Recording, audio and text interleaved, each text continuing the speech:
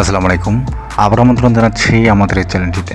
তামিম ইকবালের সঙ্গে এবার অবিচার করায় মুখ খুলেছেন এবার শ্রীলঙ্কার এক সময় অলরাউন্ডার মালেঙ্গা।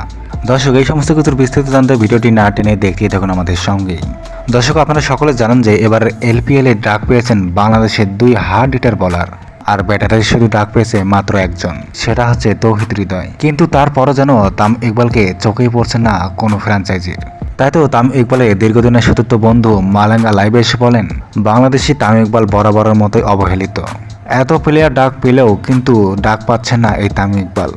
এদিকে তামিম ইকবাল তার ভেরিফাইড ফেসবুক পেজে এক স্ট্যাটাসে বলেন, মোসাফিজ তাসকিনের মতো বলার শ্রীলঙ্কা লিগে সুযোগ পাচ্ছে, কিন্তু বরাবরের মতোই আমি শুধু বঞ্চিত থাকছি। এর কারণটা হচ্ছে বিসিবির ষড়যন্ত্র। আমি রাজনীতির ফাঁদে পড়ে আছি। তো সমস্ত ভিউয়ার্স, তৌহিদ হৃদয়ের পরিবর্তে এই তামিম ইকবালকে কি শ্রীলঙ্কা লিগে নেওয়া উচিত? কি মনে হয় দর্শক আপনাদের কাছে, তা জানাবেন অবশ্যই আমাদের কমেন্ট বক্সে। এতক্ষণ আমাদের সঙ্গে থাকার জন্য আপনাকে জানাচ্ছি অসংখ্য ধন্যবাদ।